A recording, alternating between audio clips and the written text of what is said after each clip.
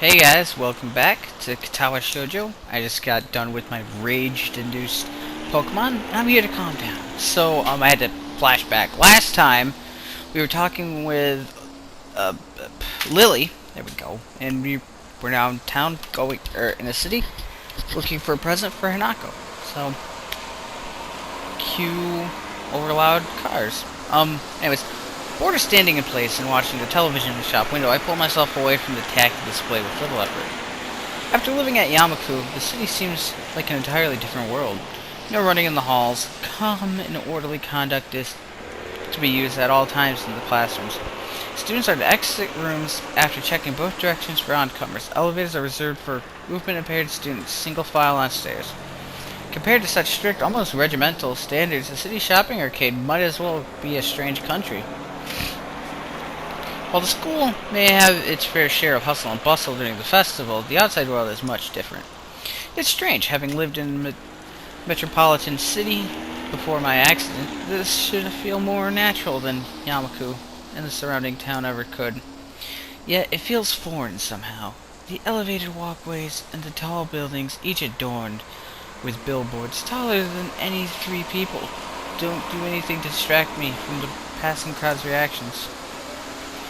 Lily keeps one hand on my shoulder, the other one holding her cane, which taps the ground with a metronome-like steadiness. Looking over to her, that neutral smile of hers still holds. Having only seen her in school uniform, I'd not recognize... I like her little cross, by the way. I know little details, but her outfit's cool, but the, cross. I'd not have recognized her as she sat on the bench waiting for me to come, if not for her cane propped up against it and her distinctive hair. I can't tell whether they're glancing at her due to her height, her foreign looks, her obvious blindness, or all three. Not that any of those would make a situation any less comfortable than it is. Do you have any idea where to look first, Hisao? Her soft voice breaks me out of my line of thought. I can't imagine that she's failing to notice the attention she garners, but she seems unfazed by it. I get the feeling she's the type to enjoy walking outside, so she might be used to it by now. Not really, this is my first time in this city, so I've got no idea where to go. Alrighty. Sounds. Is this sound effects? Yeah, it is. No wonder. There. Jesus. She furrows her brow in thought, planning a route for us to take, and come to think of it, a way to communicate it. Something I'd noticed in the time I've been with her is how, when deep in thought, she lacks close to any form of body language to show it.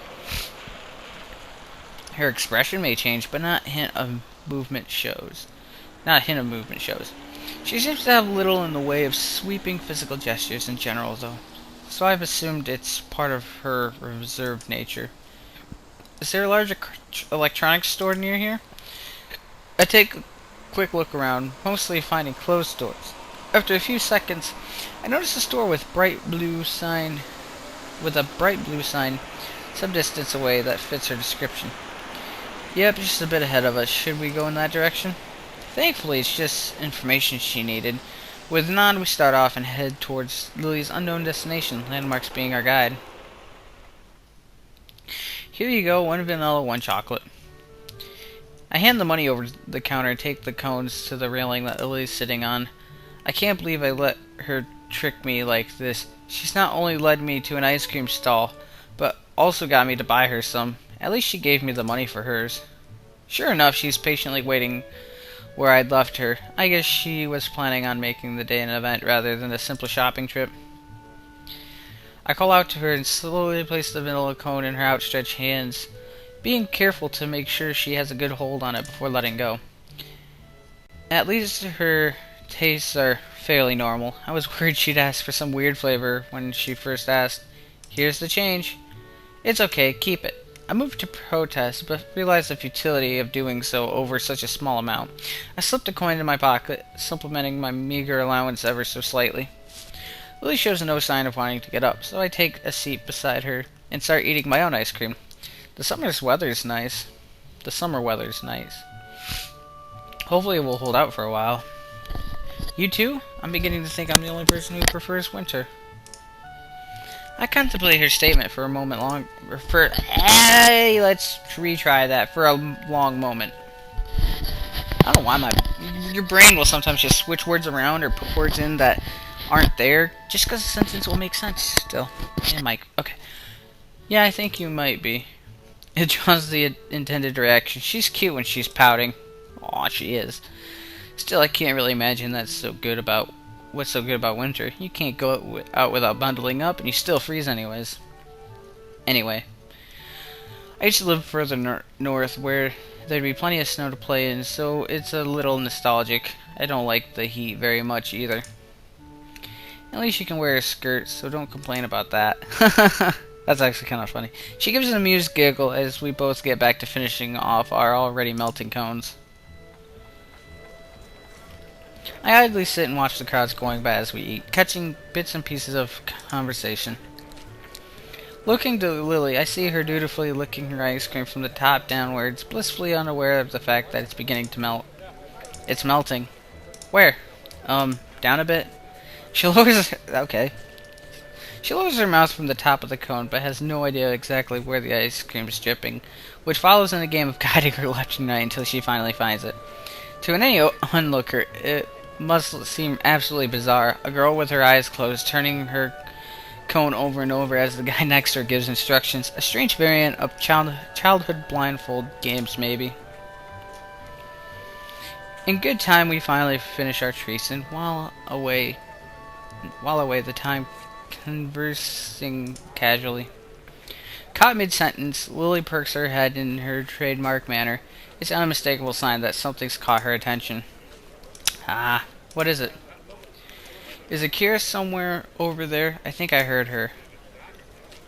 I raise an eyebrow as I look in the direction she's facing, somewhat doubtful of her ability to pick out Akira's lone voice in the din. Oh, sure enough, though, a blonde girl in a suit can be seen through the tiny gaps between people walking every which way. I raise a hand and wave, trying to get her attention. Satao, hey, it's Satao! She stops in her tracks and looks towards me, evidently noticing my calls. As she does, I notice someone walking beside her.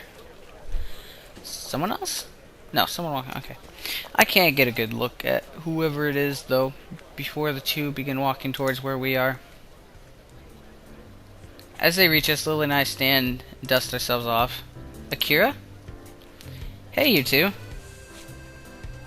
We Hadaki. She nods towards me, a gesture which I quickly return. My gaze shifts towards the young girl, who isn't really a girl, next to her, and our eyes meet. As I do, Akira plops a hand onto her head, a move which doesn't seem to faze her. Not even random girl. We've met. I'm Hadaki. Pleased to meet you, Sal. A guy's name, huh? Guess I just dodged a bullet there. Which is funny because you don't in the other one. He bows, somewhat restrained by Akira's hand being on his head. Oh, Hidaki's here too? Are you well? Akira's been taking very good care of me, thank you. Akira grins as if to affirm the point and rubs his hand hard, dragging it across a circular motion. His dreary face during this is somewhat amusing. Uncle's out on business again, so I'm just taking him around town for today. I'd have preferred to be spending the day on a date with my boyfriend, but... Hidaki gives a cough to try and redirect Akira's thoughts. As he does so, though, I find mine wandering. They're related, and further as first cousins? I suppose that explains why she's taking care of him in any case. Come to think of it, Hadaki, how did you know my name? Akira told me. Being a Yamaku student, I suppose you're disabled in some way? Ouch. Not everyone in Yamaku's disabled, which I only learned a handful of days ago. I give silent thanks to Shizune and Misha for their stream of information about how the school works. Because of them, I found out that since the school will accept practically anybody suffering from non-mental disabilities, it doesn't discriminate against healthy people either. It seems unlikely that many in good health would enroll there, though. While the standards of education is pretty high, it's extremely isolated and very much focused on helping disabled students. You're dodging the question. Damn, he's sharp. Before I can say another word, though, he decides to take a stab at it himself. If I were to call it myself, your heart? Akira looks mildly curiously at me. Her interest piqued as well. That sure was a lucky guess. How did you... You show no missing limbs or deformities, so external disabilities are out. Considering the lack of any strange mannerisms, it's also unlikely that you have any mental disability. But Yamaku doesn't take mentally disabled students. I know. Leaving that aside, the only possibility left is that of internal disabilities. I didn't know which one you might bear, so I guessed, correctly as it turns out, and your reaction confirmed my guess. More than a little bemused, I looked to Akira. She grins and shrugs, obviously taking some enjoyment out of her partner's deductions. He's sharp, yes, but more than a little unsympathetic. Logical, but lacking in tact. His attitude reminds me of Shizune, in a way, as do his looks. Ha ha ha.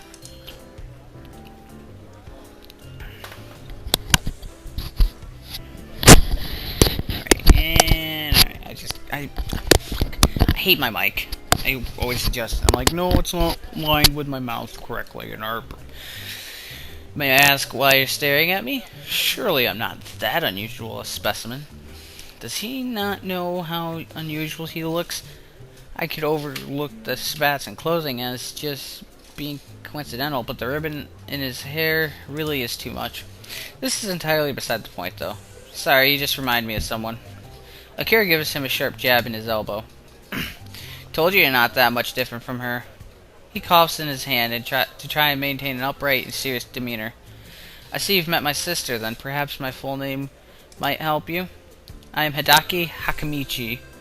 You are probably thinking of my sister, Shizune Hakamichi. Oh, so he's Shizune's brother. Wait a minute, if Hadaki is the son of Akira's uncle, and Shizune is his sister, then that means Lily and Shizune's fathers are brothers. Therefore, Lily and Shizune are first cousins? Lily groans in an uncharacteristically unrestrained manner. The reaction earns an amused smirk from her sister. The enmity between the two just took on another meaning. I had thought it simply a matter of difficult communication between the two. But a family feud makes things much more complicated. You can choose your friends, but you can't choose your family. That's a good quote. She gives a half-heartedly shrug. She mustn't give as much weight to the two's conflicts as I do. Well, that's how it is. What are you two up to anyway on this fine day? We're shopping for Hanako's birthday present. The day will be coming up soon, so this is the last chance we'll have before school starts again for the week. Akira makes a strange face, as if Lily had just said that the sky wasn't blue and the clouds not white.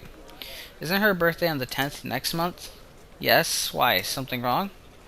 Akira's face seems to collapse. It's an utterly unbefitting expression for someone so rowdy and headstrong. The folks didn't call you yet? As Lily shakes her head cluelessly, I look at Hadaki to see if he knows anything about this. A simple shrug is his only answer. For a moment, Akira ponders what to do before smiling once again. The fact that she can hide her emotions so quickly and effectively is unsettling. Hey Shorty, sorry, but could you hang with Hisao for a while? He nods and waves her off, Akira placing an arm on Lily's shoulder as he guides her away and out of earshot. And so I'm alone with Shorty. So nice weather, isn't it? It seems so. Ellipsis. I guess they dumped us. Indeed. What a farcical attempt at small talk. I've got no idea what to talk to this guy, and his robotic responses aren't helping. Blood and a stone come to mind. Without another word, he begins to rock his feet in an obvious gesture of boredom with this discussion. He really is like a little kid, despite his serious demeanor. Suspecting the conversation is over, I decide to accomplish what I came here to do in the first place. I'm gonna go search for a present. Coming? Not much else to do. In a little while, we come to a small shop besides a convenience store. For once, the store windows aren't filled with electronics and computer games, but dolls, stuffed bears, and all manner of wood-crafted oddities. Othellos Antiques? An antique store? Sure? Jesus Christ. I'm face-palming. It's okay. Well, if there's anything in this town that suit Hanako, I guess it'd be here. Reach for an old-looking doll door handle, but pull back at the last minute as I realize my companion's gone adrift. Not coming in? I'll just be in the newsstand for a while. Don't mind me. His voice makes it painfully clear he has zero interest in what's in the store, and that he doesn't feel obligated to follow me. As he wanders